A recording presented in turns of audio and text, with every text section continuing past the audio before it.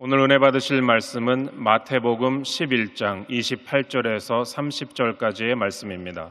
마태복음 11장 28절에서 30절까지의 말씀을 다 같이 봉독하겠습니다. 수고하고 무거운 짐진 자들아, 다 내게로 오라. 내가 너희를 쉬게 하리라.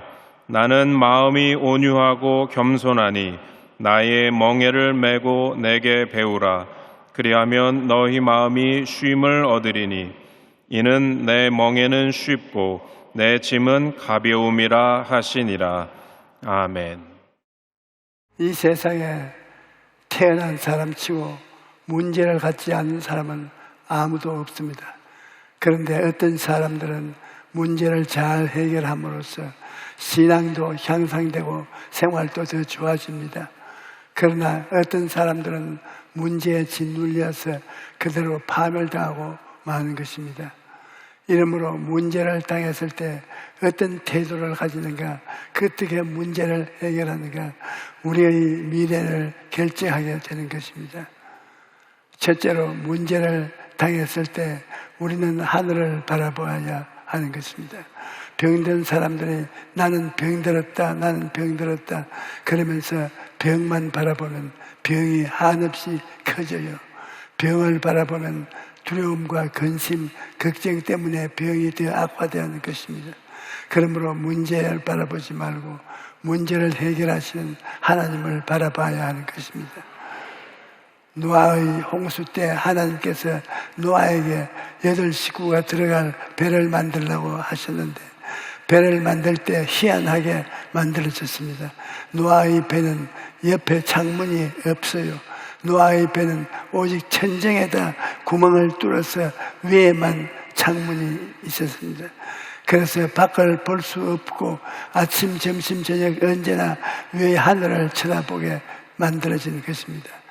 비가 40일 동안 내려서 천하가 다 물에 잠겼는데 일엽 편주로 이 노아의 방주와 물에 떠 있었습니다. 만일 배 옆 부분에 창문이 있어서 밖을 내다보았다면 노아의 가족은 아마 심장마비에 걸려서 다 죽었을 것입니다. 천하가 다 물에 잠기고 우리만 두둥실 떴는데 우리가 과연 살아남을 수가 있겠는가냐. 그래서 아주 낙심하고 절망해서 죽었을 것입니다. 그래서 하나님께서는 환경과 문제를 바라보지 못하게 하시고 창문으로 옆에 만들어진 것을 보는 것이 아니고 천장에 문을 만드는 것입니다. 그래서 하나님만 바라보고 만들어진 것입니다. 아침에도 점심에도 저녁에도 하나님만 바라보니까 하나님께서 돌보신다는 것을 믿게 되고 그래서 방주에 탄 사람들이 홍수를 다 지나고 육지에 무사히 내리게 되는 것입니다.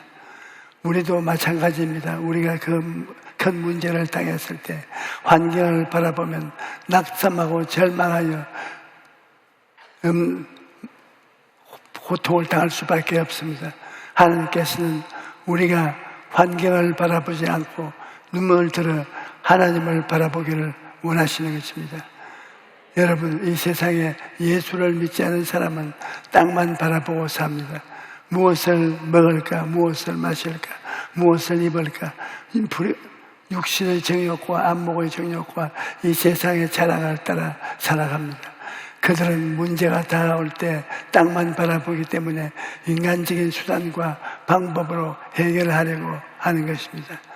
그러나 우리 예수 믿는 사람이 안 믿는 사람들과 다른 것은 우리는 땅에 속한 사람이 아니라 하늘에 속한 사람입니다.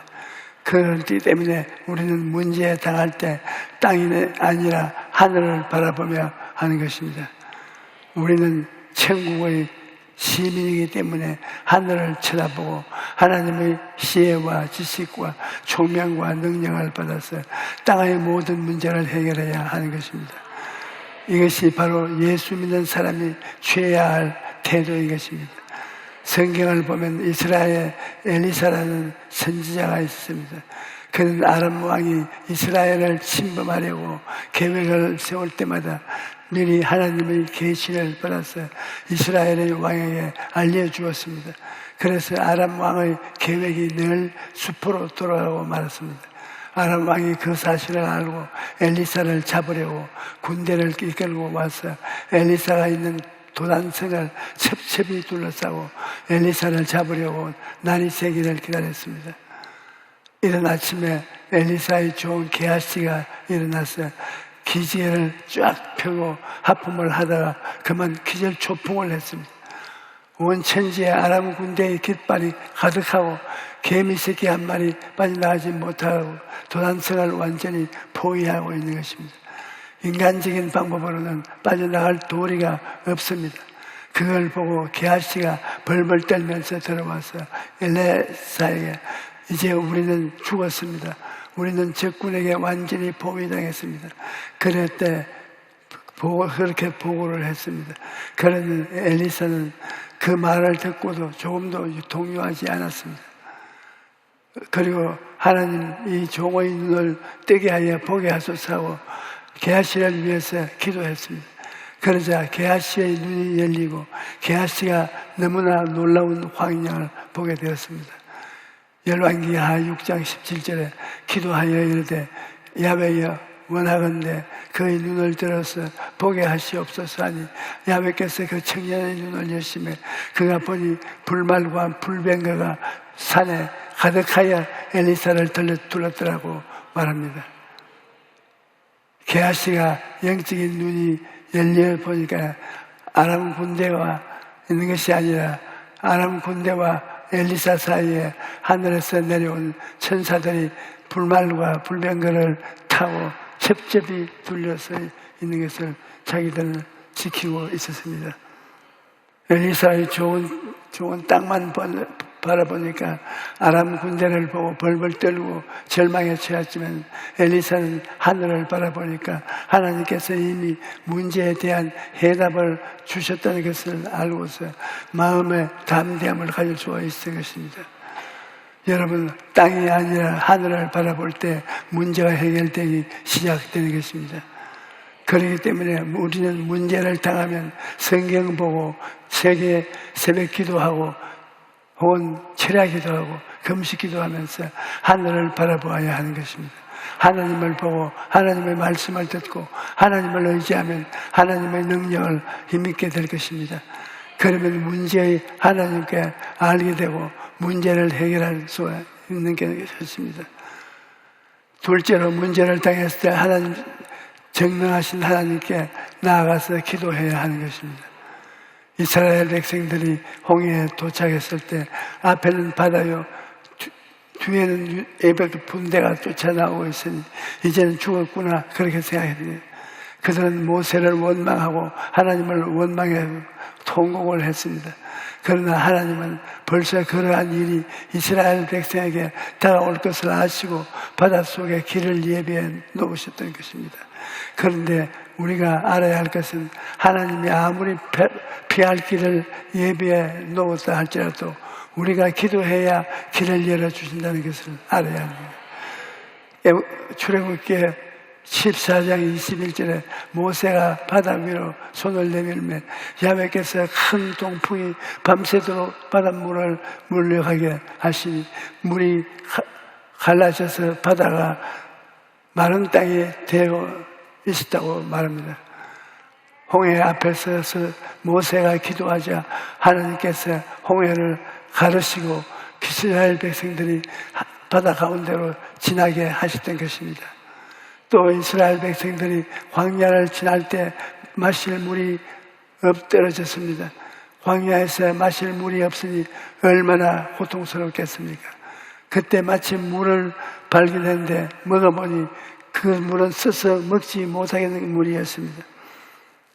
그러나 이스라엘 백성들이 또다시 하나님과 모세를 원망하면서 우리를 광야에서 죽게 하느냐고 고함을 쳤습니다. 이와 같이 문제를 당했을 때 땅만 바라보면 낙심하고 절망하게 되는 것입니다. 그러나 모세는 하나님을 바라보고 기도했습니다. 왜냐하면 모든 문제의 해답이 하나님께 있다는 것을 알았기 때문입니다. 그런데 모세는 문제를 당했을 때 땅이 아니라 하늘을 바라보아서 기도했던 것입니다. 모세가 기도하자 하나님께서는 문제 해결할 수 있는 길을 보여주셨습니다.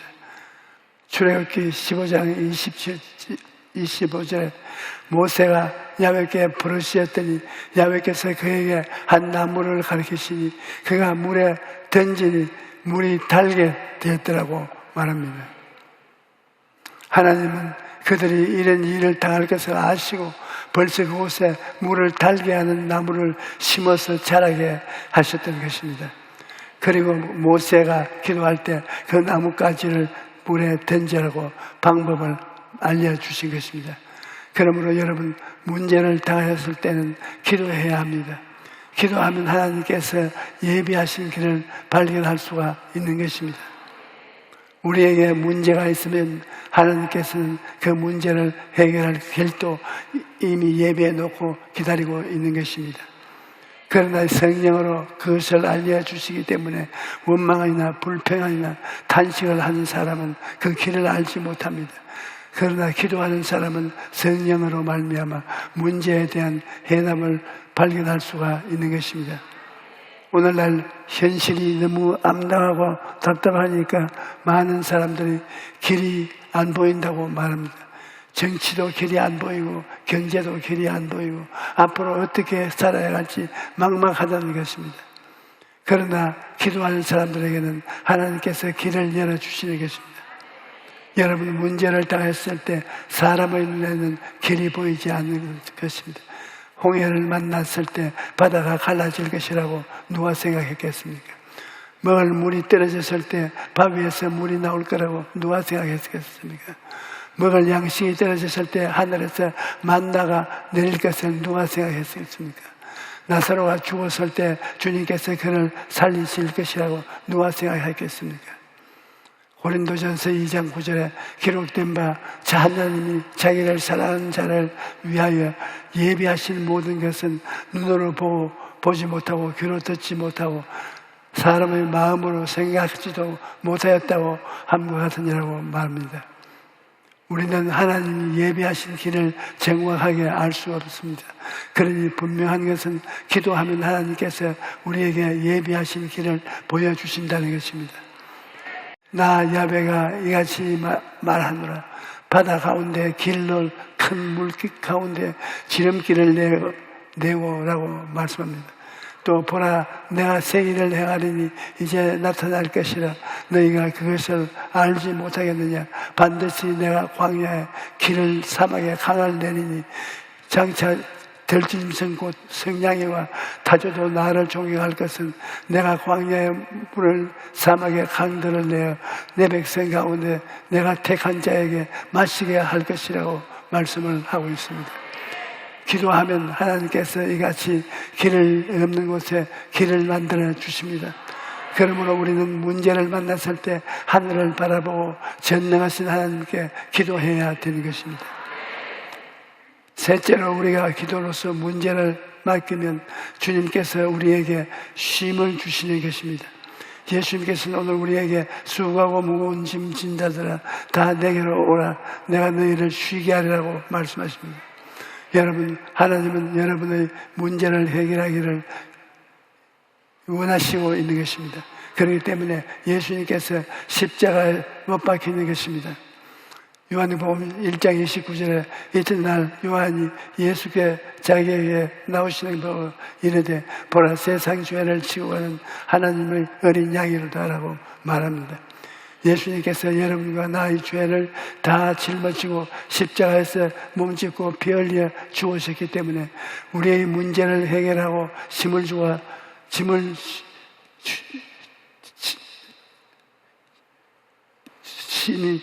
무거운 짐을 예수님이 대신 짊어지고 쉼을 줄 수가 있습니다. 죄 때문에 하나님과 원수된 문제도 예수님이 십자가에서 다 해결하셨습니다. 병의 문제도 예수님이 십자가에서 다 짊어지고 해결하셨습니다. 저주의 문제도 죽음의 문제도 예수님이 십자가에서 다 해결하시는 것입니다. 예수님께서 십자가에서 다 이루시고 수고하고 무거운 짐 진자들아 다 내게로 오라. 내가 너희를 쉬게 하려고 초청하시는 것입니다. 그러므로 우리가 수고하고 무거운 짐을 주님께 맡기면 주님께서 우리의 짐을 대신 져주시고 문제가 해결되는 것입니다. 저는 지난 60년 동안 목회하면서 수많은 성도들을 만났습니다. 그런데 자기의 문제를 하나님께 맡기신 사람은 어떤 형태든지 하나님께서 문제를 해결하시는 것을 보았습니다. 하지만 하나님께 맡기지 아니하고 늘 울고 불고 원망하고 불평하고 탄식하고 그 문제를 자기가 부둥켜 안고 몸부림치는 사람은 그 문제를 말미암아 파멸되는 것을 또한 많이 보았습니다. 여러분, 기도를 통해 문제를 하나님께 맡기십시오. 저는 기도할 때 이런 마음이 상상을 합니다. 내가 기도할 때 하나님께서 내 인생의 부둣가에서 배를 가지고 와서 내 무거운 모든 짐을 이 배에 짐 실듯이 실어버리라고 그러면 나는 그 배에 나의 모든 짐을 다 실어버립니다. 그러고 난 다음에 하나님 다 실었어요. 이제 떠나세요. 그러면 내 짐을 싣은 배가 떠나버립니다. 일단 배가 떠나면 이제는 하나님의 책임입니다. 그 배를 운전하시는 분은 하나님이시기 때문에 절대로 잘못 운전할 리가 없습니다. 그렇게 맡기고 나면 우리 마음이 얼마나 편안한지 모릅니다. 대개 우리 성도들이 실패하는 것은 기도가 부족해서 실패하는 것이 아닙니다. 성도님들이 성전에 와서 기도할 때 보면 하나님이여 이 일도 맡깁니다. 저 일도 맡깁니다. 괴로운 나의 모든 짐을 다 맡깁니다. 그렇게 간절하게 기도를 합니다. 그런데 성전을 떠나갈 때 그 짐을 도로 다 찾아가는 없습니다. 잠시 동안이나 맡아주시는 것을 감사합니다. 내일 와서 또 다시 한 번 더 맡겨보겠습니다. 이렇게 함으로 하나님께 잠시 맡겼다가 도로 다 찾아버려 가기 때문에 하나님이 그 일을 책임질 수가 없는 것입니다. 그러므로 주님께 맡길 때는 완전히 맡겨야 합니다. 살든지 죽든지 승하든지 망하든지 성하든지 죄하든지 나는 주님께 맡기고 순종하겠습니다. 그렇게 기도하고 문제를 완전히 주님께 맡겨야 되는 것입니다. 그 다음 문제를 당했을 때는 내 고집을 부리지 말고 깨어져야 되는 것입니다. 주님께서는 난 마음이 온유하고 겸손하니 나의 멍에를 메고 내게 배우라. 그러면 나의 마음이 쉼을 얻으리니 이는 내 멍에는 쉽고 내 짐은 가벼움이라고 말씀하셨습니다. 여러분, 우리가 쉼을 얻기 위해서는 주님께 배우고 주님을 인도하심을 따라가야 하는 것입니다. 그러지 않고 우리 멋대로 가면 우리가 올바른 길로 가도록 주님께서 고난이라는 도구를 사용하시는 것입니다. 아주 오래전에 우리 교회 부형님 한 분이 크게 사업을 했었는데 갑자기 도산하는 바람에 빚더미에 올라앉게 되어 가족들을 이끌고 겨우 운막집에 들어갔습니다. 그곳에서 하루 3끼라며 라면만 먹고 사는데 부인도 낙심하고 자리에 눕고 완전히 절망 가운데 빠져 있었습니다. 그런데 이웃에 살던 우리 교회 구역장님이 그 가정에 가서 전도를 했는데 처음에는 반응이 없다가 구역장님이 하도 열심히 전도를 하니까 마지못해서 그 집 주인이 구역장님을 따라 교회에 나오기 시작한 것입니다. 그 부인이 처음 교회에 나올 때는 구역장님 등에 엎혀서 나왔는데 그러기를 몇 번 하더니 건강이 완전히 회복되어 자리를 털고 일어났습니다. 그러니까 그 남편이 도대체 교회가 어떤 곳이길래 병이 낫고 사람이 달라지는가 궁금했던 것입니다. 그래서 어느 날 금요일 저녁에 부인이 교회에 간다고 하니까 그 남편이 술병을 포켓에 아내를 따라 나섰던 것입니다. 그런데 그 남편이 그날 철야 예배를 드리다가 은혜를 받았어요. 그때부터 주일 예배, 수요 예배, 금요 예배, 철야 예배 빠지지 않고 잠수하면서 하나님 우리 식구가 운막집에 살고 있습니다. 새빵이라도 주시고 식구들을 살펴주시게 해주시옵소서.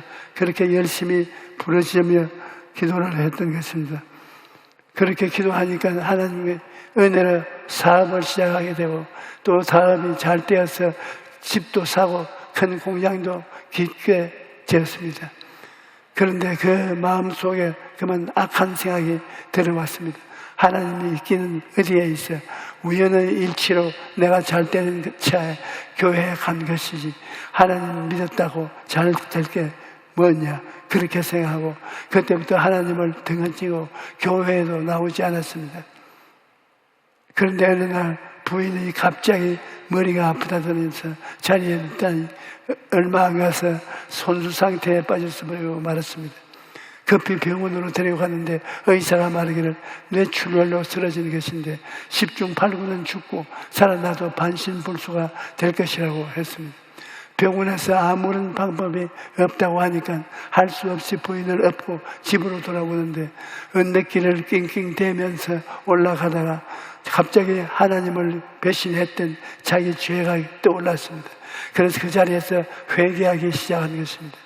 그리고는 눈물, 콧물을 범벅된 채 부인을 얻고 집에 돌아오니까 구역 식구들이 기다리고 있었어요. 그 식구들이 부인을 위해서 울면서 합심으로 기도를 해 주었습니다. 그리고 나서 그 부형님이 밤늦도록 부인을 위해서 기도하다가 잠이 들었는데 아침에 일어나니까 옆에 있어야 할 부인이 안 보이는 것입니다. 깜짝 놀라서 부인을 찾아보니까 병원에서 곧 죽는다는 부인이 밤새 멀쩡하게 나와서 부엌에서 아침 식사 준비를 하고 있었다는 것입니다.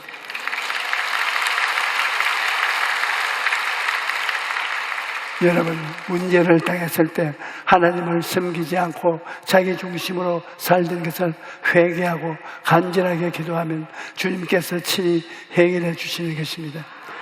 그리고 우리가 주님의 멍에를 메고 주님을 섬기는 따라갈 때 주님께서 우리에게 삶을 쉬는 것을 주시는 것입니다. 주님께서는 오늘도 여러분을 향해서 팔을 활짝 펼치면서 수고하고 무거운 짐진 자들아 내게로 오라 고 말씀하여 주십니다. 여러분 모두가 오늘 이 시간에 가지고 온 문제를 주님께 맡기고 간절하게 기도하십시오. 그러면 주님께서 여러분의 문제를 해결하시고 참된 쉼을 주실 것입니다. 할렐루야.